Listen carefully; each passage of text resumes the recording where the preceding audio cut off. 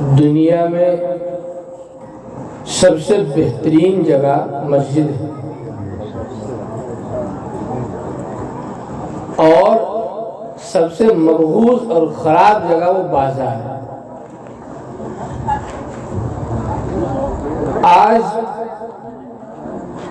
ہمیں اپنا جائزہ لینا چاہیے کہ ہمارا قلب مسجد سے زیادہ لگا رہتا یا بازار سے۔ ہم جو اپنے اسلاف کی تاریخ اٹھا کر کے دیکھیں گے تو ہمیں یہ سبق ملے گا، اللہ کے رسول نے جو فرمایا تھا کہ دنیا کی سب سے بہترین جگہ مسجد ہے، تو یقیناً ہمارے اسلاف نے اس پر عمل بھی کیا، اور اللہ کے رسول صلی اللہ علیہ وسلم نے جس جگہ کو بہترین جگہ کہا تھا اس کو بہترین جگہ سمجھ کر کے ہمارے اسلاف نے اس جگہ کو برقرار رکھا اور اس جگہ کو محبوب رکھتے تھے، اور وہاں جا کر کے اپنے اللہ سے رشتہ مضبوط کرتے۔ اور جس جگہ کو اللہ کے رسول نے سب سے خراب جگہ بتائی، آج امت مسلمہ اسی کے پیچھے بھاگ رہی ہے۔ بازاروں میں ہمارے زیادہ اوقات ختم ہوتے ہیں، گزر جاتے ہیں۔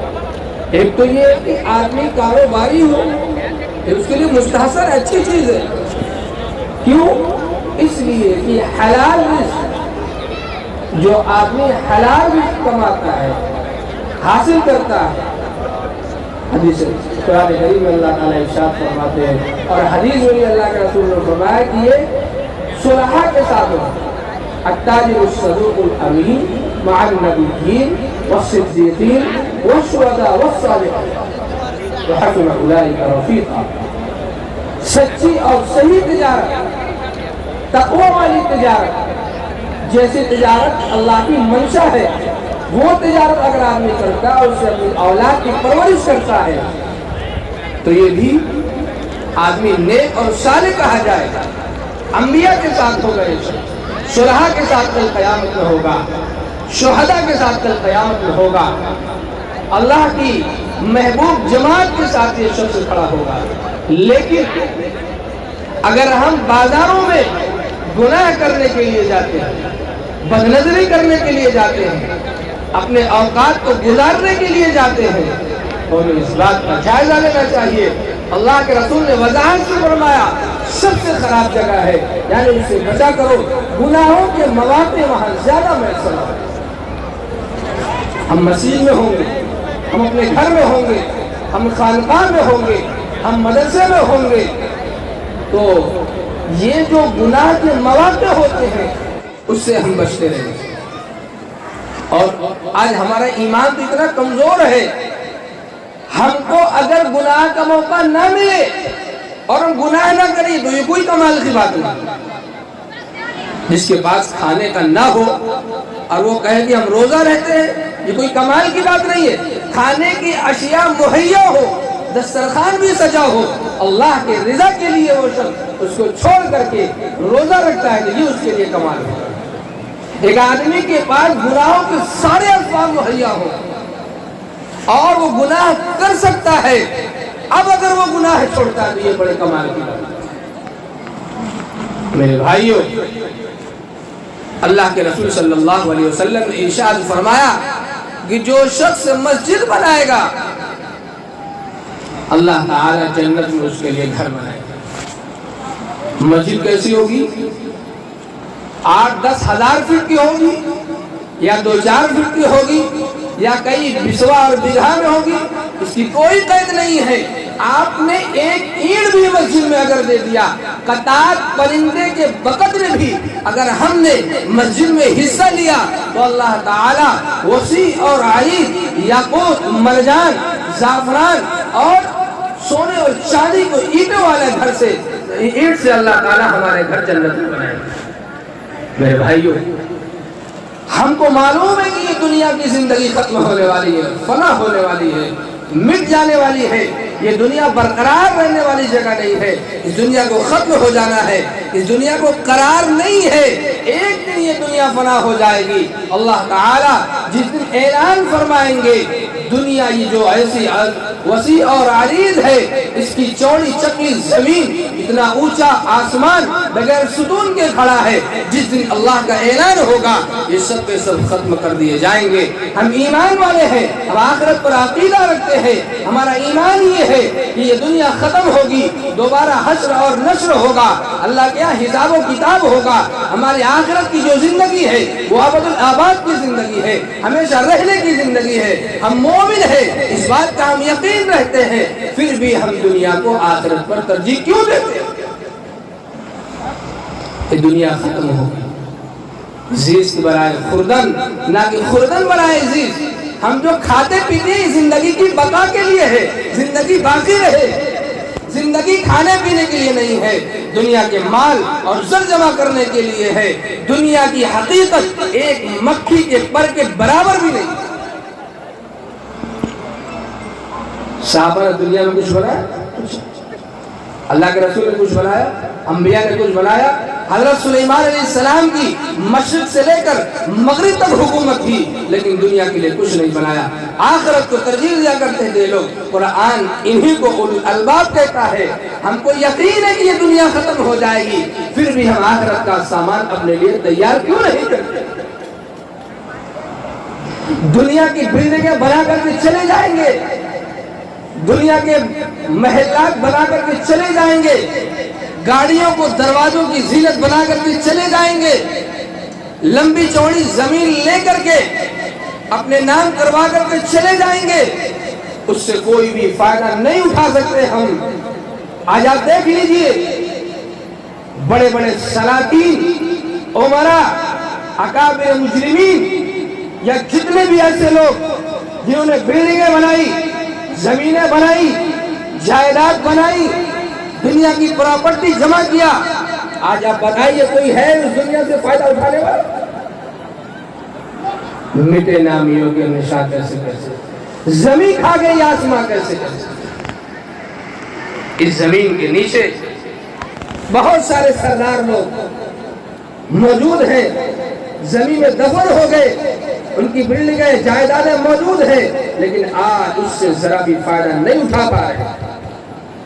معلوم کیا ہوا؟ دنیا کی پراپرٹی یہی رہ جائے گی۔ آپ کے پچھلے آنے والے لوگ اگر صالح ہوں گے تو اس سے فائدہ اٹھائیں گے، اور اگر ہماری آنے والی نسل نافرمان ہوگی تو اس بلڈنگ سے، اس زمین سے اور اس جائیداد سے گناہوں میں ہی ملوث ہوا۔ عمر بن عبدالعزیز رحمۃ اللہ علیہ سے کسی نے کہا تھا آپ نے اولادوں کے لیے کیا بنایا؟ عمر بن عبدالعزیز رحمۃ اللہ علیہ کی حکومت کے بارے میں آپ نے سنا ہوگا، بڑے عادل اور منصف بادشاہ تھے۔ انہوں نے فرمایا کہ میں نے کچھ نہیں بنایا، لیکن میری اولاد اگر اللہ کی فرما بردار ہوگی اللہ کبھی اسے ضائع نہیں کر سکتا، اور اگر اولاد نافرمان ہوگی تو مجھے اور میرے رب کو اس کی کوئی ضرورت نہیں۔ اللہ کی ذات بے نیاز ہے، ہماری عبادت سے اللہ کی کبریائی میں کوئی بڑھوتری نہیں ہو سکتی، اور اگر ہم عبادت نہ کریں تو اللہ تعالیٰ کی کبریائی میں کوئی کمی بھی نہیں آ سکتی۔ یہ تو اللہ کا احسان ہے کہ انہوں نے اپنی عبادت کے واسطے ہم کو مقرر کیا، ہم کو چنا، یہ ان کا کرم ہے، اس میں ہماری کوئی بڑائی نہیں۔ منت منے کی خدمت سلطان ہمیں کنی، منت شرائط عدو کی بخدمت بداشت۔ آپ بادشاہ کے غلام ہیں، آپ بادشاہ کے وزیر ہیں، آپ بادشاہ کے خادم ہیں، تو آپ کے اندر کوئی کمال نہیں۔ یہ تو بادشاہ کا کمال ہے کہ اس نے آپ کو چنا ہے، جب چاہے ہمیں بھگا دے، جب چاہے آپ کو بھگا دے، کسی اور کو رکھ لے گا۔ تو دنیا کی زندگی یہ کیا ہے؟ دنیا سے صحابہ نے اتنا ہی فائدہ اٹھایا جتنا اس کی ضرورت تھی۔ آج ہم تو دنیا میں بہت لگ گئے، لیکن صحابہ میں سے ایک ایک کی زندگی اٹھا کر کے دیکھیں۔ حضرت ابو ہریرہ کے بارے میں آتا ہے، جب کہیں کوئی مال کو ذخیرہ کرتا، ابو ہریرہ بہت ظاہر شخص تھے، ان کو مقام ربضہ میں بھیج دیا گیا تھا، وہیں پہ یہ رہتے تھے، وہیں پہ مقیم تھے۔ جب کوئی مال ذخیرہ کرتا تو ناراض ہو جاتے تھے، دنیا مال جمع کرنے کی نہیں ہے، دنیا مال جمع کرنے کی جگہ نہیں ہے، دنیا اعمال جمع کرنے کی جگہ ہے۔ تو دنیا میں رہ کر کے ہم کو اپنی آخرت بنانی ہے، ہم کو اپنے گناہوں کا رجسٹر بھاری نہیں کرنا ہے، ہم کو اپنے نیکیوں کا رجسٹر بھاری کرنا ہے اور وزنی کرنا ہے۔ اس کے بہت سارے مواقع ہیں، آدمی فرض نماز ادا کرتا ہے، زکوٰۃ دیتا ہے، حج کرتا ہے، صدقات دیتا ہے، غریبوں، یتیموں، مسکینوں، بیواؤں کی دیکھ بھال کرتا ہے، ان کے خرچ اٹھاتا ہے، پڑوسیوں کے گھر میں سالن نہ ہو تو اس کی فکر کرتا ہے۔ کوئی آدمی راستے میں چلتا ہوا گر گیا، اس کو اٹھاتا ہے، راستے میں کوئی ایسی چیز جو پڑی تھی کہ اس سے کوئی چلتا تو گر جاتا، اماطۃ الاذی عن الطریق، اس کو راستے سے ہٹاتا ہے تاکہ کوئی مومن بندہ یا کوئی راہگیر اس سے تکلیف نہ اٹھائے، اس میں پڑھ کر کے اس کو کوئی ایذا نہ پہنچے۔ یہ تمام چیزیں جو اپنے اخلاق کو درست کرنے والی ہے، اعمال کو درست کرنے والی ہے، قلب میں روشنی پیدا کرنے والی ہے، اللہ کی محبت اور رضا حاصل کرنے والی ہے، ان اعمال پر بندہ چلتا ہے اور اس پر چلنے کی کوشش کرتا ہے۔ یہ وہ مواقع ہیں جہاں سے اللہ کو راضی کیا جا سکتا ہے۔ میرے دوستو، اللہ کے رسول صلی اللہ علیہ وسلم جب مدینہ تشریف لے گئے تو سب سے پہلے آپ نے مسجد کی تعمیر کی، اور آپ دیکھ لیجئے مدرسے والے بھی مدرسے کا جہاں قیام کرتے ہیں سب سے پہلے مسجد کا قیام ہوتا ہے۔ مسجد اگر نہ بھی بنائے تو مدرسے کی جو چار دیواری ہوتی ہے اس میں سب سے پہلے نماز کا انتظام ہوتا ہے، کیونکہ کل قیامت کے دن سب سے پہلے اللہ تعالیٰ اسی نماز کے بارے میں سوال کریں گے۔ تو مسجد بنانا اور اس میں حصہ لینا بھی ہماری کامیابی کا سبب ہے۔ جو آدمی قطعات پرندے کے بقدر بھی اس نے اینٹ دی، مسالہ دیا، پیسہ دیا، یا گٹی دیا، یا بالو دیا، یا زمین دیا، یا اس نے مزدوری کی اس میں، یا اس نے ایک جھولی مٹی بھی پھینک دی، تو اس کے لیے انشاءاللہ اللہ تعالیٰ کل قیامت کے دن اس کو اس کے بدلے جو وسیع اور عریض محل دے گا تو انسان خوش ہو جائے گا، کاش میں دنیا میں مسجدیں ہی بنایا کرتا اور اپنی قیمتوں کو، اپنی جائیداد کو، اپنی زمین کو، اپنے مال کو، اپنے زر کو، اپنی ساری چیزوں کو مسجد بنانے میں لگا دیتا۔ جہاں بھی مسجد ملتی بلکہ وہاں میں اس کو خرچ کر دیتا، لیکن انسان دوبارہ دنیا میں واپس لوٹ کر نہیں آئے، اس کی کاش ہی رہ جائے۔ صدقات یہ بلاؤں کو دور کیا کرتے ہیں، پریشانیوں کو دور کیا کرتے ہیں۔ کوئی مصیبت اگر آنے والی رہتی ہے یہ صدقہ اس کو روک دیتا ہے۔ ڈھال بن کر کے ہم نے 5 روپیہ صدقہ کیا، 2 روپیہ کیا، 1 روپیہ کیا، 5000 کیا، وہ کیا ہے؟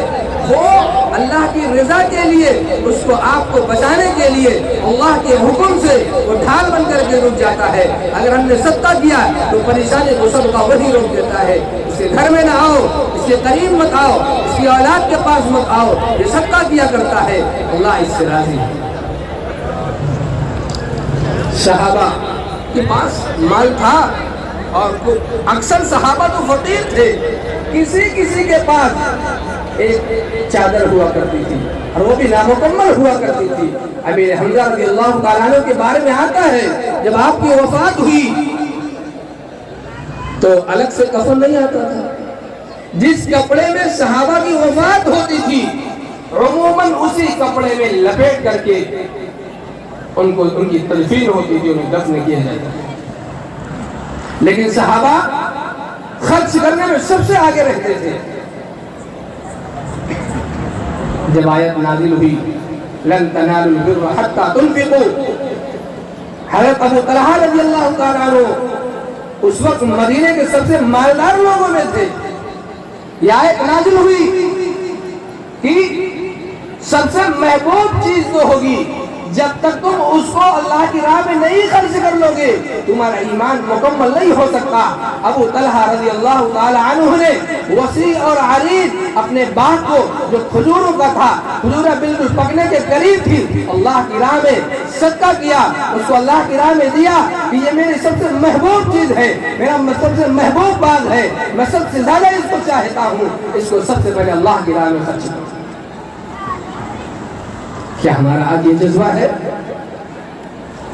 اگر ہم کوئی زمین دینا بھی چاہتے ہیں مسجد مدرسہ خانقاہ کو تو ہم سوچتے ہیں ہماری زندگی پہلے اس میں کٹ جائے، جب ہم فائدہ اٹھا لیں گے تو مری مرغی اللہ کے ہونا چاہیے لیکن اعلیٰ قسم یہ ہے کہ آدمی کچھ حصہ مقرر کر دے اللہ کے راستے میں اور اس سے دستبردار ہو جائے۔ صحابہ کی زندگی ہمیں اٹھا کر کے دیکھنا چاہیے۔ جنگ یرموک کے موقع پر اللہ کے تبوک کے موقع پر اللہ کے رسول صلی اللہ علیہ وسلم، یہ ایسی جنگ ہے، جنگ جب ہوتی تھی تو اللہ کے رسول صحابہ بڑی خاموشی سے نکلتے تھے اور کسی کو پتہ نہیں ہوتا تھا کہ کس طرف کو نکلیں گے، لیکن یہ ایسی جنگ ہے اللہ کے رسول صلی اللہ علیہ وسلم نے اعلان کیا اور اس کی باقاعدہ تیاری کی۔ صحابہ سے کہا اس کے لیے مال جمع کرو، اس کے لیے لڑنے کے سامان مہیا کرو، اس کے لیے اچھے طریقے سے تیاریاں کرو۔ بہرحال اللہ کے رسول نے صحابہ سے کہا کہ صحابہ تو جانے سارے تھے، مال کیا تھا؟ اللہ کے رسول کے حکم کے سامنے عبد الرحمن ابن عوف، ان کے پاس 8000 اشرفیاں تھیں، انہوں نے 4000 اللہ کی راہ میں رسول اللہ کے قدموں میں لا کر کے ڈال دیا۔ عثمان غنی رضی اللہ تعالیٰ عنہ 1000 اور اس کے علاوہ بے شمار مال انہوں نے اللہ کے رسول کے قدموں میں حاضر کیا۔ یہ ایک ایسا موقع تھا، اس وقت حضرت عمر امیر المؤمنین کے پاس بھی کچھ مال تھا، انہوں نے سوچا کہ کبھی تو میں ابو بکر سے نہیں پڑھ سکا۔ عمر فاروق رضی اللہ تعالی عنہ حضرت ابو بکر صدیق رضی اللہ تعالی عنہ سے کہا کرتے تھے میری ساری زندگی کی عبادت آپ لے لیجئے، اور جو آپ نے رسول اللہ کے ساتھ 3 رات غار میں گزاری تھی، جس وقت پورا مکہ پوری دنیا آپ کی دشمن تھی، دشمن آپ کو ڈھونڈ رہے تھے قتل کرنے کے لیے، سب ہستی سے آپ کو مٹانے کے لیے، وہ 3 راتیں جو آپ نے محبوب دو جہاں سرکار دو عالم صلی اللہ علیہ وسلم کے ساتھ گزاری تھی، اس میں سے 1 رات میری ساری زندگی کی عبادت لے کر کے 1 رات دے دی۔ ابو بکر کا ایمان ایک پلڑے میں رکھ دیجئے، ساری کائنات کی ایمان والوں کا ایمان ایک پلڑے میں رکھ دیجئے، ابو بکر کی ایمان کا پلڑا جھک جائے گا۔ تو عمر نے بھی چاہا کہ آج کبھی موقع تو ملتا نہیں، آج ابو بکر سے آگے بڑھ جائے۔ حضرت عمر رضی اللہ تعالیٰ عنہ گھر کا آدھا مال لا کر کے سرکار دو جہاں صلی اللہ علیہ وسلم کے قدموں میں لا کر رکھ دیا۔ حضور نے پوچھا عمر کیا ہے؟ فرمایا اللہ کے رسول آدھا مال لے آیا۔ اس کے بعد پھر کیا ہوا؟ تھوڑی دیر میں ابو بکر آئے، ابو بکر ابن قحافہ، یہ وہ ذات ہے انبیاء اور رسولوں کے بعد سب سے اونچا مرتبہ ابو بکر صدیق رضی اللہ تعالیٰ عنہ کا ہے۔ ابو بکر صدیق رضی اللہ تعالیٰ عنہ فرماتے ہیں اللہ کے رسول صلی اللہ علیہ وسلم میرے یہاں ناشتہ کرتے تھے، عصرانہ کرتے تھے، اللہ کے رسول مجھے بہت محبوب رکھتے تھے، میں اللہ کے رسول کو بہت محبوب رکھتا تھا، لیکن میرے دل میں کبھی خیال تک نہیں گزرا کہ میں رسول اللہ کا خلیفہ بنوں۔ ابو بکر صدیق رضی اللہ تعالیٰ عنہ مال لے کر کے آئے۔ اللہ کے رسول نے پوچھا کہ کیا لائے ابو بکر؟ فرمایا کہ سب کچھ لے آیا۔ فرمایا گھر میں کیا چھوڑا؟ فرمایا صرف اللہ اور اس کے رسول کو چھوڑ کر کے آیا۔ سارا مال لا کر کے رسول اللہ صلی اللہ علیہ وسلم کے قدموں میں حاضر کر دیا۔ اچھا، یہ مال جو ہوتا ہے یہ پورا مال، آدھا مال، کسی کے پاس 5000 ہے اور کسی کے پاس 1 لاکھ روپے ہے، اور 5000 والا کا 2500 دیتا ہے اور 1 لاکھ والا 50000 دیتا ہے، دونوں برابر ہے۔ اس نے بھی آدھا دیا، اس نے بھی آدھا دیا، اس نے بھی اپنا آدھا مال دیا، اس نے بھی اپنا آدھا مال دیا۔ تو اللہ کے ہاں اس طریقے سے نیکیوں کا شمار کیا جاتا ہے۔ کسی کے پاس 5000 ہے، اس نے 5000 اللہ کی راہ میں خرچ کیا، کسی کے پاس 10000 تھا، اس نے بھی 5000 خرچ کیا، جس کے پاس 5000 تھا اس نے جو 5000 دیا اس نے اپنی ساری پونجی سارا مال اللہ کی راہ میں خرچ کیا، جس کے پاس 10000 تھا اس نے 5000 خرچ کیا تو اس نے اپنی آدھی پونجی اللہ کی راہ میں خرچ کیا۔ ابو بکر صدیق رضی اللہ تعالیٰ کیا چھوڑ کر کے آئے تھے گھر میں؟ باپ ابو قحافہ نابینا ہو گئے، انہوں نے ایک تھیلی میں ریتیلے علاقوں سے وہ گٹی پتھر چن کر کے اس میں لپیٹ کر کے رکھ دیا تھا، اور اپنی بہن سے کہا تھا، بیٹی سے کہا تھا کہ ابا جان اگر پوچھیں کہ ابو بکر نے کیا چھوڑا تو نابینا شخص ہے، ہاتھ میں یہ دے دینا، سمجھیں گے کہ کچھ مال اس میں بھی ہے، ہاتھ سے کٹولا، سمجھتے کچھ کچھ مال ہے ابو بکر چھوڑ کر کے. یہاں تک لکھا ہے ابو بکر صدیق رضی اللہ تعالیٰ عنہ نے اپنے گھر کی دیوار پر ہاتھ پھیرا کہ اگر ایک سوئی بھی میرے گھر میں ہو تو میں اس کو بھی اللہ کے راہ میں آج خرچ کر دوں. میرے بھائیو، آج ہے ہمارا ایمان ایسا؟ ہمارا ایمان ایسا ہے؟ ہم تو بہت نیچے جا چکے ہیں، لیکن یہ مسجد ایسی جگہ ہے کہ ہم اگر اس میں خرچ کریں گے تو اللہ تعالیٰ بے شمار نعمتوں سے نوازے گا. اور جو اللہ نے کہا ہے اس کا جنت میں گھر بناؤں گا. آپ بتائیے جنت کے گھر کا کلاکار کون کون کا ہاتھ اٹھانا؟ تو جنت کا گھر ہاتھ اٹھانے سے نہیں ملے گا، خرچ کرنے سے ملے گا، دینے سے ملے گا. اب بتائیے کون کتنا دیتا ہے؟ ضروری نہیں کہ سب لوگ 50,000 دیں. میں والد صاحب کے ساتھ ایک پروگرام میں گیا تھا تو وہاں ایک مولانا صاحب تقریر کر رہے تھے. انہوں نے کہا کہ میں حرم میں مسجد نبوی میں میں نے اپنا رومال بچھا لیا. مجھے کوئی نہیں جانتا تھا، مجھے کوئی نہیں پہچانتا تھا، لیکن میں نے اپنا رومال بچھایا اور میں نے کہا اے اللہ، یا تو یہ جھولی بھر یا تو کوئی ایسا در بتا کہ میں اس در کو چھوڑ کر کے وہاں چلا جاؤں. اور رونے لگے گئے. معلوم یہ ہوا اللہ کے در کے علاوہ کوئی در نہیں ہے جہاں ہم جائیں. ایک بزرگ کا واقعہ لکھا ہے، وہ عبادت کرتے تھے، عبادت کرتے تھے، عبادت کرتے رہتے تھے، تہجد پڑھتے، نوافل پڑھتے، زکات دیتے، سارے اعمال کرتے، نوافل پر بھی عمل کرتے، مستحبات پر بھی عمل کرتے اور ہر گناہ سے بچتے تھے. ان کی آواز آتی تھی تیرا کوئی عمل قبول نہیں، تیرا کوئی عمل قبول نہیں. مرید کہتا کہ حضرت جب کوئی عمل قبول نہیں ہے تو آپ اتنا عمل کیوں کرتے، اتنی عبادت کیوں کرتے، پھوکٹ کا اسی میں لگے. فرمایا کہ اس کے علاوہ کوئی در نہیں ہے جس کی عبادت میں. اسی وقت اللہ نے دل میں بات ڈالی، القاء ہوا، اعلان ہوا، تیرے اس وقت سے آج تک کی جتنی بھی عبادتیں تھی سب قبول کر لیں گے.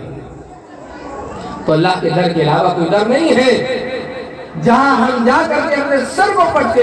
میرے بھائیوں، ہم نے ہاتھ اٹھایا ہے، 2 روپیہ، 5 روپیہ، 50 روپیہ، 1000 روپیہ، جتنا بھی انشاءاللہ ہم دیں گے اللہ کے دربار میں قبول کیا جائے گا.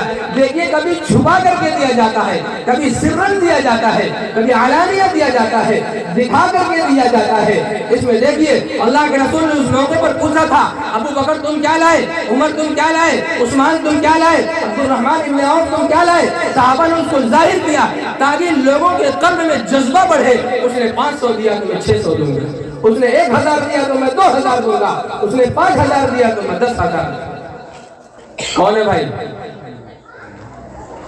صرف ہاتھ اٹھانے سے گھر نہیں ملے گا، کم سے کم ایک اینٹ رکھنے پر تو اللہ کی راہ میں خرچ کیجیے. اللہ کی راہ میں خرچ کرنے سے مال گھٹتا نہیں، بڑھتا ہے.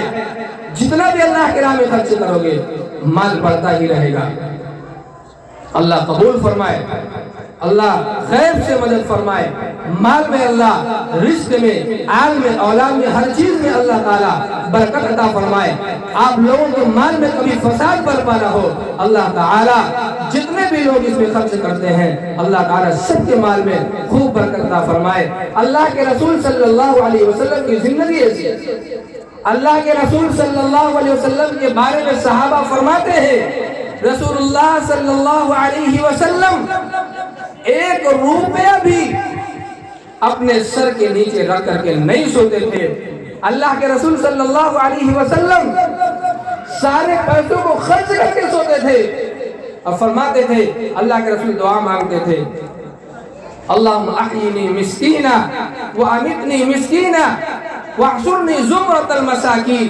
اے اللہ جب تک میں زندہ رہوں مجھے مسکین رکھنا، اور جب تک میں جیتا ہوں جب میری موت ہو تو مسکینیت کی حالت میں مجھے اٹھائیے، اور کل قیامت کے دن اے اللہ مجھے مسکین بنا کر کے مسکینوں کی جماعت میں مجھے اٹھائیے گا. اللہ تعالیٰ سب کے مال کو قبول فرمائے، اللہ تعالیٰ سب کے دینے کو قبول فرمائے، اللہ تعالیٰ سب کے مال میں خوب برکت عطا فرمائے.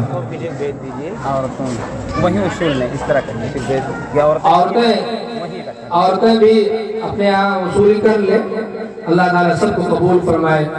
عورتوں کے بارے میں اللہ کے رسول صلی اللہ علیہ وسلم نے فرمایا کہ یہ عورتیں کیا ہیں، بہت زبان دراز ہوتی ہیں، عورتیں شوہروں کی بہت ناشکری کرتی ہیں، اور عورتیں حدیث میں ناقصات العقل والدین، عورتیں ناقصات العقل بھی ہوتی ہیں اور ناقصات الدین بھی ہوتی ہیں، اس کی تشریح ہے۔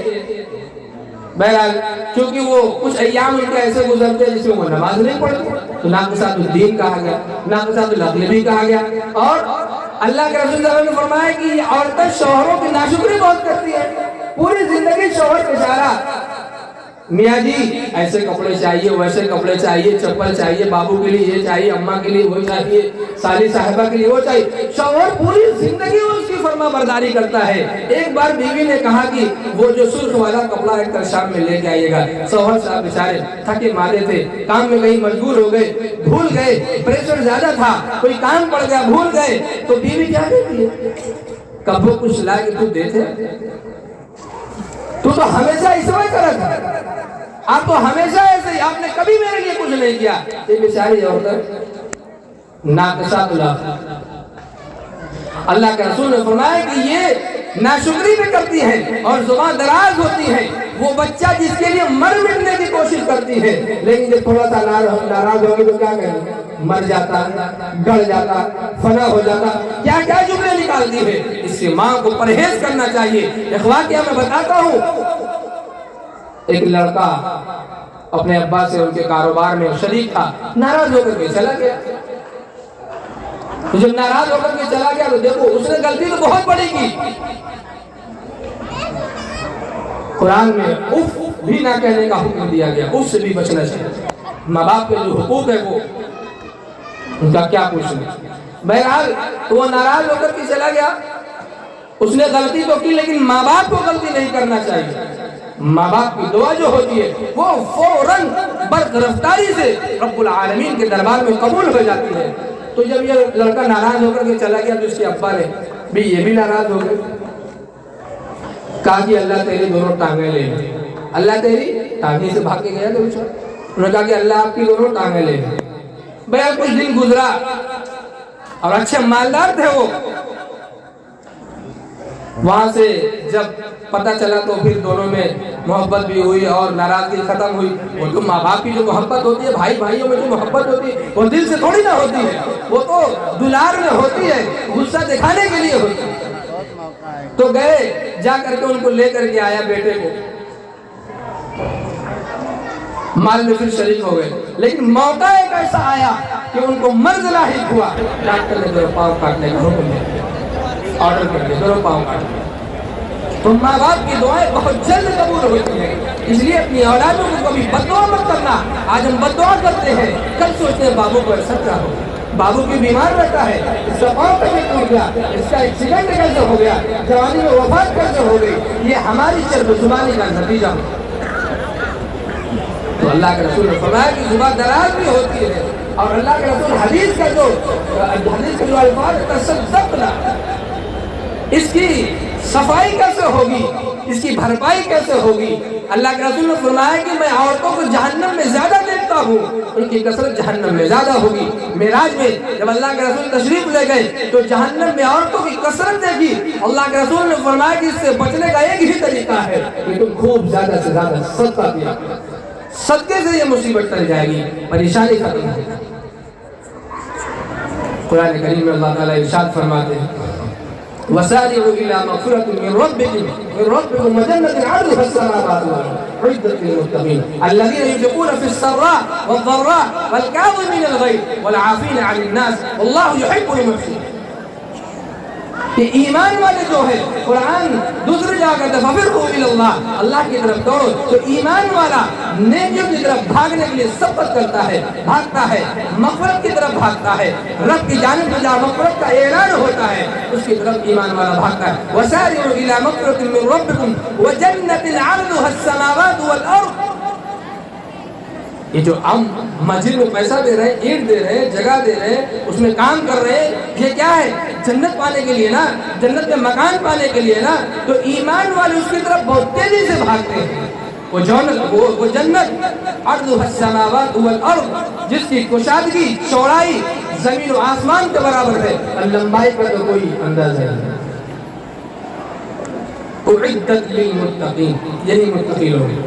متقی لوگ کون ہیں؟ یہی لوگ ایمان والے ہیں۔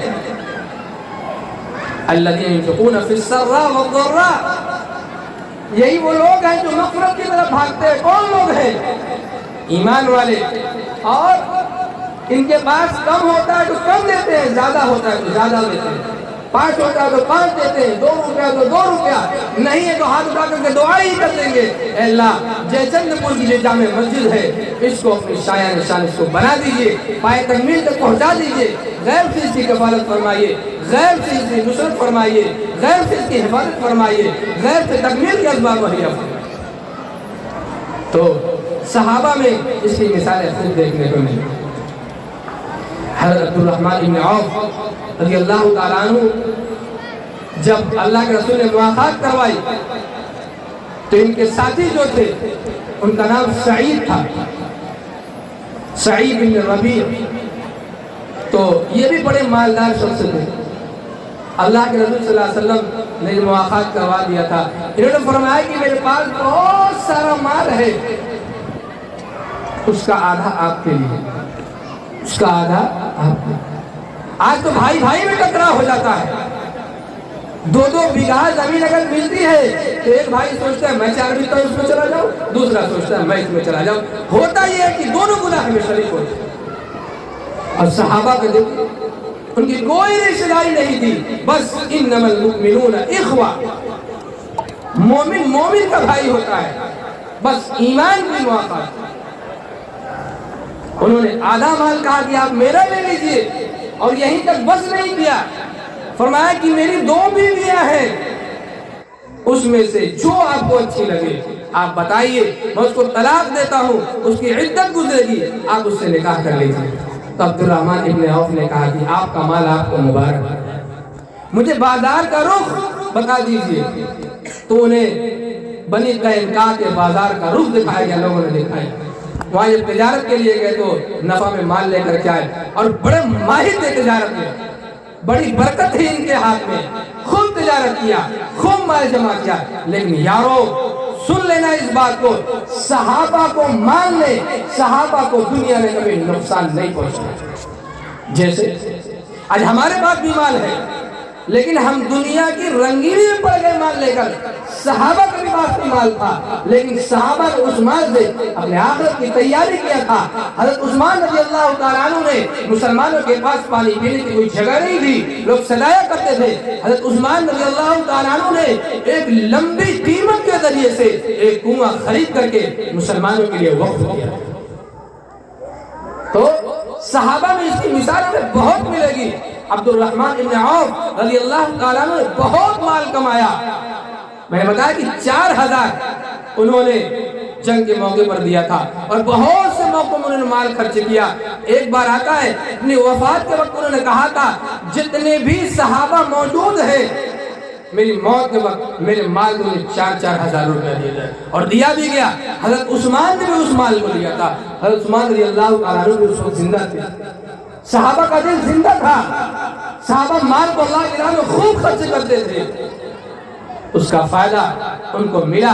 میں یہ کہہ رہا تھا کہ صحابہ کو دنیا کے مال نے نقصان نہیں پہنچایا۔ امام ابو حنیفہ رحمت اللہ علیہ کپڑے کے بہت بڑے تاجر تھے، لیکن رات رات بھر اللہ کی عبادت کیا کرتے تھے۔ ان کے بارے میں آتا ہے شیخ الحدیث زکریا رحمت اللہ علیہ نے بھی لکھا ہے 40 سال تک عشاء کے وضو سے فجر کی نماز پڑھی، ورنہ مال تھا تھاک کے ساتھ سوتے، 8-10 غلام رکھ لیتے، 10-12 خادم رکھ لیتے، 2-4 بیویاں رکھ لیتے، عیش کی زندگی گزارتے، لیکن ان کو معلوم تھا یہ عیش کی جو زندگی ہے چند دن کی ختم ہو جائے گی، کوئی فائدہ نہیں یہاں کی زندگی کو عیش سے گزارنے میں۔ اگر عیش کی زندگی گزارنا ہے، جس مال سے ہم دنیا میں بیوی خریدیں گے، جس مال سے دنیا میں باندی خریدیں گے، جس مال سے دنیا میں غلاموں کو خریدیں گے، جس مال سے دنیا میں خدام کو رکھیں گے، اس مال سے ابدالآباد کی زندگی کے لیے حوریں جمع کریں گے، غلمان جمع کریں گے، خدام جمع کریں گے، جنت کے محلات جمع کریں گے۔ جیسے سپولیا ہوتا ہے، سانپ جو لوگ پکڑتے ہیں، سانپ کبھی نقصان پہنچاتا ہے؟ کبھی ڈر کے نہیں، کبھی نہیں ڈستا انہیں، کبھی نقصان نہیں پہنچاتا. کیوں؟ اس لیے تو اس کے پکڑنے کا، نچانے کا، دکھانے کا اس کا ڈھنگ اسے معلوم ہے، اس لیے نقصان نہیں پہنچا. صحابہ کو پاس مال تھا لیکن صحابہ کو مال کے خرچ کرنے کا سلیقہ اور طریقہ معلوم تھا، اس لیے صحابہ کو مال نے کبھی نقصان نہیں پہنچا.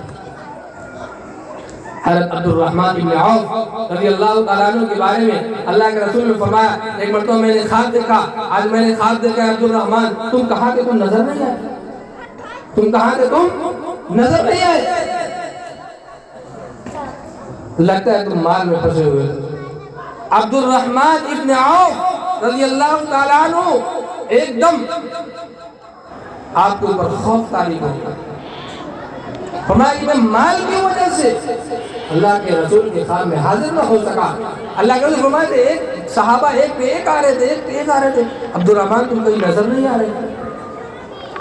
اس وقت حضرت عبد الرحمن ابن عوف رضی اللہ تعالیٰ عنہ کے پاس 700 اونٹ خوردنی کے اسباب اس پر مہیا تھے، اس پر لگ کر کے کہیں سے آئے ہوئے تھے. عبد الرحمن ابن عوف نے اس 700 اونٹ سے لدے ہوئے مال کو اللہ کے رسول کے حوالے کیا. فرمایا اے اللہ کے رسول، وہ مال لدا ہوا اس پر سب کھانے پینے کے سامان ہے، میں اس کو اللہ کی راہ میں اپنے اوپر بوجھ نہ بنانے کے لیے اللہ کے راستے میں خرچ کرتا ہوں، آپ کے حوالے کرتا ہوں.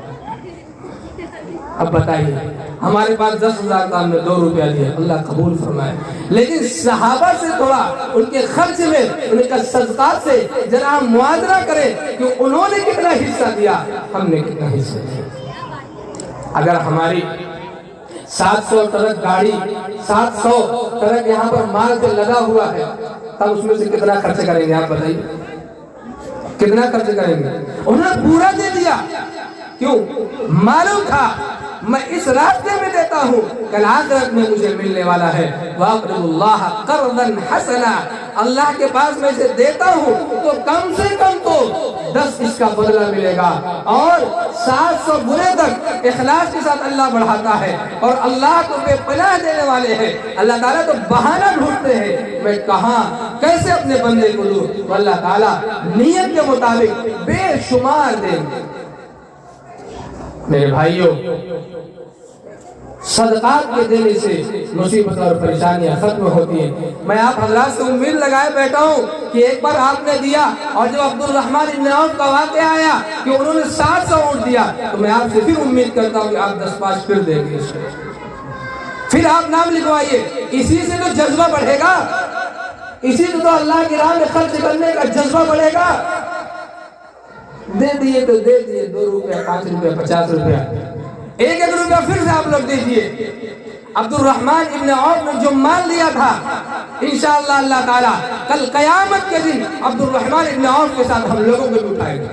ایک بار پھر سے 1 روپیہ، 5 روپیہ، جو بھی ہے دے دیجئے. اللہ تعالیٰ قبول فرمائے، اللہ قبول فرمائے، اللہ تعالیٰ سب کے مال میں بڑھوتری عطا فرمائے. بھائی دیکھیے، یہ صدقات کا جو فائدہ ہے یہ دنیا میں ملتا ہے، آخرت میں ملتا ہے. ایسا نہیں کہ صرف آخرت میں بدلہ ملے گا. اللہ کے رسول نے فرمایا کہ جب دو گے تو اللہ تعالیٰ دنیا میں دے گا. جب روک کے رکھو گے، ذخیرہ بنا کر کے رکھو گے، اس سے محبت کرو گے، گن گن کے اس کے رکھو گے، تو اللہ تعالیٰ بھی تمہیں گن گن کر کے دے گا. چلیے بھائی، اللہ قبول فرمائے، اللہ قبول فرمائے، اللہ خوب برکت عطا فرمائے. تو میں نے کہا تھا من بنا مسجدا للہ بنى اللہ له بیتا فی الجنہ. اللہ کے رسول کا فرمان ہے کہ دنیا میں جو مسجد بنائے گا، اللہ تعالیٰ کل قیامت کے دن مسجد اللہ تعالیٰ اس کے لیے جنت میں گھر بنائیں گے. میرے بھائیو، مسجد تو ہم نے بنا لیا، مسجد کے لیے پیسے دیے، لیکن مسجد کو آباد کرنے کے لیے بھی ہم کو کھڑا ہونا ہوگا. مسجد تو بنا لی، شب بھر میں ایمان کی حرارت والوں نے من اپنا پرانا پاپی تھا، برسوں میں نمازی بن نہ سکا، مسجد کا شوق تو خوب جذبے تھا، مسجد بہترین بنائی ہم نے، اس میں ٹائلز بھی لگائے، قالین بھی بچھائی، اور اس میں اے سی بھی لگائے، بہترین کانچ کے شیشے اور کھڑکیاں بھی لگائی، اور بہترین پنکھے بھی لگائے، خوشنما مسجد بن گئی۔ لیکن ہم نے دیکھا کہ مسجد میں فجر کے وقت مسجدیں خالی پڑی، ہم نے دیکھا ظہر میں وہ بڈھے جو تقاتل کے مریض ہو چکے مسجد کو آباد کرنے میں وہ لگے، عصر کی نماز میں نوجوان بازار کرنے میں، سامان خریدنے میں نکل گئے، اور مغرب کی نماز میں اسی میں چلی گئی، اور عشاء کے وقت آئے تو تھکے ماندے کھا پی کر کے سو گئے۔ وہ قوم کبھی بھی بھلائی نہیں دیکھ سکتی جو مسجدوں کو آباد نہ کرے، جو مسجدوں کو ویران کر دے، جو مسجدوں کو خالی چھوڑ دے۔ اس گاؤں میں، اس قوم میں، اس محلے میں کامیابی نہیں آ سکتی۔ ہم نے مسجد میں پیسہ دیا، ہم مسجد میں نماز بھی پڑھیں گے، ہم مسجد کو آباد بھی کریں گے۔ قرآن کہتا ہے یا ایھا الذین آمنوا قوا انفسکم واہلیکم نارا، ہم اپنے آپ کو جہنم سے بنائیں، پہلے ہم خود نمازی بنیں، اور اس کے بعد اپنے گھر والوں کو، اولاد کو، ان کو بھی نمازی بنانا ہے۔ ایسا نہیں ہے کہ ہم نمازی بن گئے ہمارے اوپر سے بوجھ اٹھ گیا۔ ہمارے ماتحت میں جتنے بھی لوگ آئیں گے کل قیامت کے دن ماتحتوں کے بارے میں بھی سوال کیا جائے گا۔ اور آج تو ایسا ہو رہا ہے، ابا جی بستر پہ سوتے رہتے ہیں اور بابو سے کہتے بابو چلے جاؤ مسجد میں نماز پڑھو۔ بے شرمی کی انتہا ہو گئی ہے۔ وہ بچہ کیسے نصیحت پکڑے گا؟ باپ کو سویا ہوا ہے اور بچے کو مسجد میں جانے کے لیے کہتا ہے۔ بچے کی تربیت کے لیے باپ خود اٹھ کر کے اچھے طریقے سے سنت کے مطابق وضو کرے اور اپنے بچے کو اس کا طریقہ سکھائے۔ جب وہ مسجد میں جائے گا تو بیٹا بھی پیچھے پیچھے اس کا وہی طریقہ سکھائے۔ تو مسجد کو آباد کرنا ہے اور اپنے دوستوں کو بھی مسجد کی طرف بلانا ہے۔ اور آج جو مسلمانوں کے اندر پریشانیاں، مسائل، مشکلات آ رہی ہیں، وہ اللہ تعالیٰ سے رشتہ توڑنے کی وجہ سے پریشانیاں آ رہی ہیں۔ اور آج اگر ہم کسی کو مسجد کی طرف بلاتے ہیں، دین کی دعوت دیتے ہیں، تو بس وہی ڈانٹنے کا انداز، سختی کا انداز، یہ انداز رسول اللہ صلی اللہ علیہ وسلم کا نہیں تھا۔ حضرت انس رضی اللہ تعالیٰ عنہ فرماتے ہیں میں 10 سال میں نے اپنے آقا، اپنے محبوب کی خدمت کیا، لیکن کبھی رسول اللہ صلی اللہ علیہ وسلم نے مجھے ڈانٹا تک نہیں، کبھی جب مشت میں نہیں کیا۔ تو تربیت کا یہ طریقہ تھا۔ اللہ کے رسول صلی اللہ علیہ اللہ تعالیٰ نے موسیٰ علیہ السلام کے پاس جب فرعون کو بھیجنے کا ارادہ کیا اور کہا فرعون کے پاس جانے کے لیے حکم دیا، تو اللہ تعالیٰ نے فرمایا تھا فَقُولَا لَهُ قَوْلًا لَيِّنًا لَعَلَّهُ يَتَذَكَّرُ أَوْ يَخْشَىٰ۔ تو ہم بھی جب کسی کو دعوت دے، نماز کی طرف بلائے، دین کی طرف بلائے، زکوٰۃ دینے کے لیے بلائے، حج کرنے کے لیے اس کو کہے، تو ہمارا انداز نرم ہو، لہجہ نرم ہو، تربیت کا انداز ہو۔ اس طریقے سے نہیں کہ میں نمازی ہوں، یہ نماز نہیں پڑھتا، یہ اللہ کے رسول نے کبھی نہیں سکھایا۔ اللہم اجعل فی عینی صغیرا واجعل فی اعین الناس کبیرا۔ سب سے پہلے تو نیت درست کرنی چاہیے۔ انما الاعمال بالنیات، اعمال کا دار و مدار نیت پر ہوتا ہے۔ جب نیت درست ہوگی تو عمل بھی درست ہوگا، عمل قبول ہوگا۔ جب نیت درست نہیں ہوگی تو اللہ کے دربار میں عمل قبولیت کے قابل نہیں ہوگا۔ اللہ کے رسول نے فرمایا تم نے نماز پڑھی دنیا کو دکھانے کے لیے، تم نے زکوٰۃ دیا اور تم نے نوافل پڑھے، تم نے صدقات دیے، تم نے مسجد میں پیسے دیے، تم نے کسی غریب کو پیسے دیے، تم نے کسی بیوہ کو جوڑے دیے، تم نے کسی بے تم نے اس کے کھانے پینے کا سامان مہیا کیا، لیکن لوگوں کو دکھانے کے لیے، واہوائی حاصل کرنے کے لیے۔ تو یاد رکھنا دنیا میں تم نے دکھانے کے لیے دیا تھا، دنیا نے دیکھ لیا، دنیا نے سن لیا، دنیا نے اس کو جان لیا، اب کل قیامت کے دن اس کا تمہارے لیے کوئی بدلہ ملنے والا نہیں۔ کیوں؟ اس لیے کہ تم نے دنیا میں دکھانے کے لیے دیا تھا، دنیا نے دیکھ لیا، ختم ہو گیا۔ اگر تم مجھے دکھانے کے لیے دیتے، میرے لیے دیتے، تو آج اس کا بدلہ تم کو یہاں ملتا۔ اس لیے اخلاص کے ساتھ کوئی عمل کرنا چاہیے، اور نماز ہو، زکوٰۃ ہو، تلاوت ہو، کوئی بھی چیز ہو، خالص اللہ کے لیے ہونا چاہیے، تب وہ عمل اللہ کے دربار میں قبول ہوگا۔ ہم اس لیے کہ ہم نمازی ہیں، دوسرا نماز نہیں پڑھتا، اس کو حقارت سے دیکھیں، اسلام ہمارا مذہب اس کی اجازت نہیں دیتا ہے۔ اگر ہم کو اللہ نے نماز پڑھنے کی توفیق دی ہے، تلاوت کرنے کی توفیق دی ہے، صدقات کرنے کی توفیق دی ہے، تو اللہ کا شکر ادا کرنا چاہیے کہ اللہ آپ نے ہم سے یہ کام کروائے اور ہم کو آپ نے اس جماعت میں داخل نہیں کیا جو صدقات نہیں دیتے، جو خیرات نہیں کرتے، جو نماز نہیں پڑھتے اور جو آپ کی نافرمانیاں کرتے۔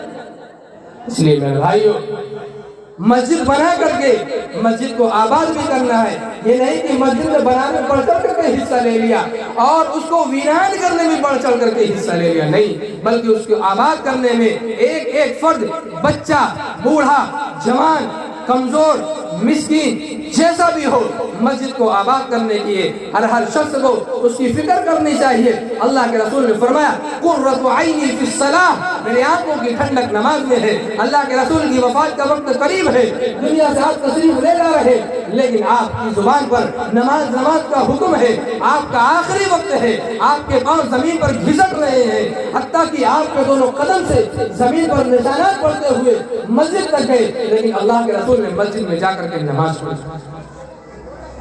آپ نے اگر ہم یہ بہانہ کریں، ہم کو دکان کا کام رہتا ہے، وہاں پر کسٹمر رہتے ہیں، اور ہم ڈاکٹر ہیں، وہاں پر مریض رہتے ہیں، ہم نے ایسے ڈاکٹروں کو بھی دیکھا ہے، مریض بیٹھا ہوا ہے، اذان ہوئی، وہ جا کر کے مسجد میں وضو کر کے نماز پڑھ کے اطمینان سے آ کر کے مریض کو دیکھتا ہے۔ اگر ہم ایسا کریں گے اللہ تعالیٰ ہمارے ہاتھوں میں شفا دے گا۔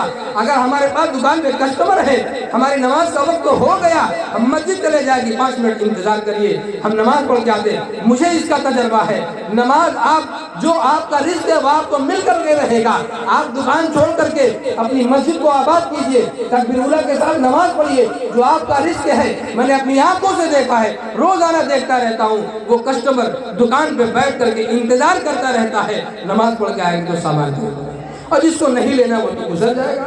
آپ نماز نہ بھی پڑھیں تب بھی گزر جائے گا، پڑھیں تب بھی گزر جائے گا۔ وہ رزق آپ کا نہیں ہے، جو رزق ہمارا ہے وہ مل کر کے رہے گا، چاہے دو پتھروں کے بیچ میں وہ ہو، دو پتھروں کے اندر دبا ہوا ہو، اور جو رزق ہمارا نہیں ہے وہ پیٹ میں جا کر کے بھی واپس آ جائے گا۔ اس لیے ہمارا یہ بہانہ، ہم بازار میں رہتے ہیں، کام رہتا ہے، مدرسے کا کام کرتے ہیں اور مسجد کا کام کرتے ہیں، آفس کا کام کرتے ہیں، اور طرح طرح کے ہمارے پاس کام رہتے ہیں، نماز کی دیر ہو جاتی ہے۔ میرے یاروں، اپنے اسلاف کی زندگی اٹھا کر کے دیکھیے، صحابہ کی زندگی اٹھا کر کے دیکھیے، رسول اللہ کی زندگی اٹھا کر کے دیکھیے، کبھی صحابہ کی نماز اگر کوئی چھوٹی ہو تو کوئی ثابت کرے۔ حضرت امام حسین رضی اللہ تعالیٰ عنہ، کوفہ والے نے غداری کیا تھا ان کے ساتھ، ہزاروں خط بھیجے تھے، آپ آئیے، ہم آپ کو اپنا سردار بنائیں گے۔ وہاں پر لے گئے، انہوں نے غداری کیا اور انہوں نے آپ کو کربلا کے میدان میں محصور کر دیا، اور 3 دن تک نہ کھانے کو دیا نہ پینے کو دیا۔ بلبلاتے رہے بچے، عورتیں بلبلاتی رہی بھوک سے اور پیاس سے۔ اللہ کو کیا منظور تھا؟ اس کربلا کے میدان میں ان لوگوں نے کنواں بھی کھودا اور کافی اندر تک کھودا، لیکن اللہ کو کیا منظور تھا؟ ایک قطرہ بھی پانی نہیں نکلا۔ لیکن جنگ ہوتی رہی، امام حسین رضی اللہ تعالیٰ عنہ ایک بچے کو لے کر گئے، اور جو پانی کی جگہ تھی، جو دریا تھا جہاں پانی حاصل جہاں سے ہو سکتا تھا، وہاں پر آپ گئے، بچے کو لے کر کے، بچہ تڑپ رہا تھا پیاس کی شدت کی وجہ سے، وہاں پر لے گئے پانی کو پلانے کے لیے۔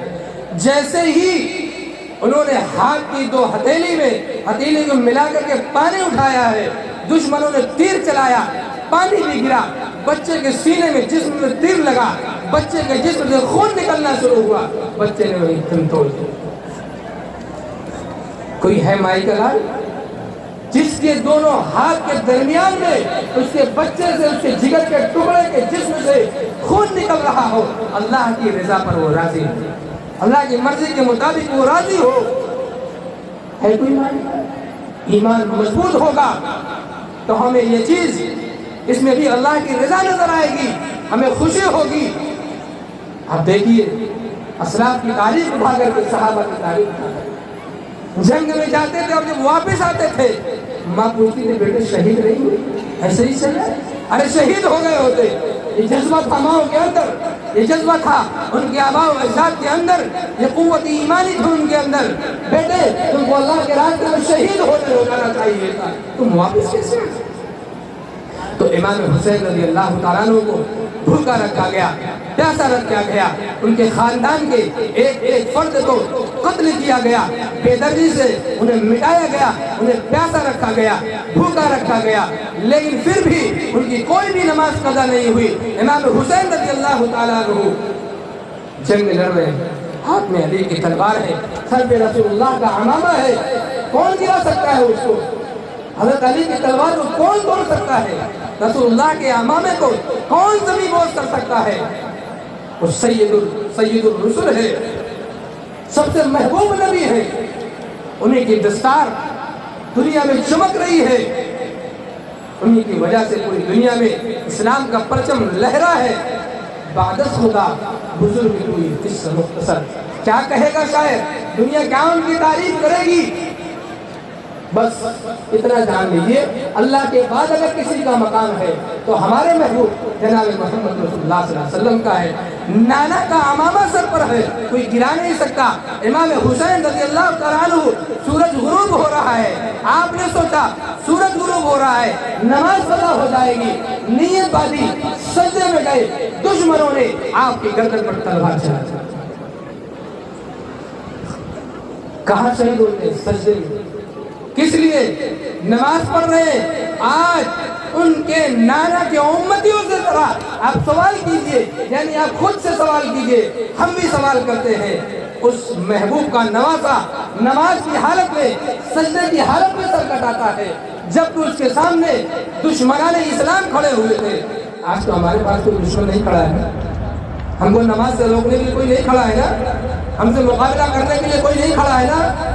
نماز پڑھنے کے سارے اسباب مہیا، نہ کوئی دشمن روکتا ہے، نہ کوئی طاقت روکتی ہے، نہ ہم ایسی جگہ ہے کہ پانی نہ ملے، نہ ہم ایسی جگہ ہے کہ مسجد نہیں ہے. جب اگر مسجد بھی نہ ہو تو اللہ کے رسول نے فرمایا جعلت لی الارض مسجدا وطہورا، یہ ایسی امت ہے اللہ نے ساری کائنات کی زمین کو اس امت کے لیے نماز پڑھنے کے لیے پاک کر دیا ہے، جہاں بھی چاہے نماز پڑھ سکتے. پہلے کیا تھا؟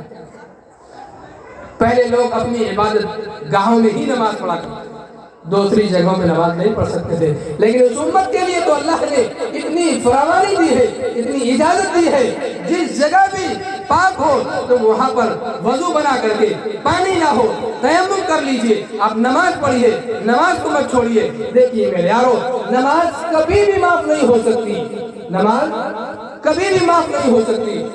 اگر ہم یہ کہیں گے ہم مریض تھے، بخار تھا، سر میں درد تھا، پریشان تھا، ٹینشن تھا، پیسہ نہیں تھا، اس کا بوجھ تھا، بہت ساری پریشانیاں تھی، اولاد کا انتقال ہو گیا، اس کا غم تھا، ساری چیزوں کا غم تھا، گھر والے لٹ گئے، اس کا غم تھا، اس لیے میں نماز چھوڑ دی.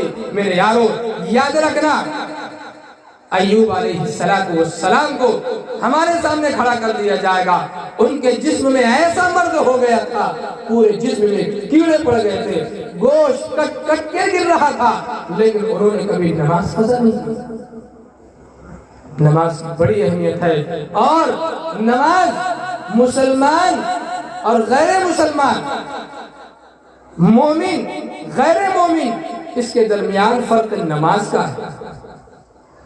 آج مسجد میں اذان ہوتی رہتی ہے، ہم گزر جاتے ہیں، مسجد میں اذان ہوتی ہے، مسجد کے پاس سے گزر جاتے ہیں، اذان ہوتی ہے، نیند کھلتی ہے، چہرہ دوسری طرف کر کے سو جاتے ہیں. ایک آدمی کہتا بھی ہے جماعت والے آ کر کے آئیے، مسجد میں بھاگ جاتے ہیں. ایمان والے ایسا کرتے ہیں؟ اللہ کے رسول صلی اللہ علیہ وسلم نے فرمایا کہ جو مسجد کے قریب رہتا ہے، اگر وہ مسجد میں جماعت سے نماز نہیں پڑھتا، اس کی نماز ہی قبول نہیں. نماز تو پڑھ لیا اس نے، لیکن اس کا کوئی ثواب نہیں ملے گا. اور نماز چھوڑنے والے کے بارے میں بہت ساری وجہ آئی ہیں. اللہ کے رسول صلی اللہ علیہ وسلم نے فرمایا کہ نماز کیا ہے؟ یہ دین کا ستون ہے. اور آج تو ہمارا حال یہ، نماز مسجد ہم بناتے تو مسجد کو شخصی بنا دیتے، مسجد ہمارے خاندان مسجد ہمارے مدرسے کی ہے، مسجد ہماری خانقاہ کی ہے، مسجد ہمارے محلے کی ہے، مسجد ہمارے گاؤں کی ہے۔ قرآن کیا کہتا ہے، اللہ کیا کہتا ہے؟ وَأَنَّ الْمَسَاجِدَ لِلَّهِ فَلَا تَدْعُوا مَعَ اللَّهِ أَحَدًا۔ مسجد میں کسی کا تذکرہ نہیں ہوگا بھائی، مسجد کسی کے باپ کی جاگیر نہیں ہے، مسجد اللہ کا گھر ہے، مسجد اللہ کے لیے ہے، مسجد میں اللہ کی عبادت ہوگی، مسجد میں اللہ کا تذکرہ ہوگا، مسجد میں اللہ کا ذکر ہوگا، مسجد میں اللہ کا نام ہوگا۔ مسجد کسی محلے کی خاص نہیں ہوتی، مسجد کسی قوم کی خاص نہیں ہوتی، مسجد کسی جماعت کی خاص نہیں ہوتی، مسجد کسی قبیلے اور خاندان کی خاص نہیں ہوتی، مسجد ہر کسی کی۔ اس لیے مسجد کو اپنی بنانے کی کوشش مت کرنا، مسجد کو عام رکھنا، تب اس کا فائدہ زیادہ ہوگا۔ اللہ تعالی ہم سب کے اندر نماز پڑھنے کا جذبہ عطا فرمائے، صدقات کے دینے کا جذبہ عطا فرمائے، اور اپنی زندگی کو رسول اللہ صلی اللہ علیہ وسلم کی سیرت کے مطابق زندگی گزارنے کی توفیق عطا فرمائے۔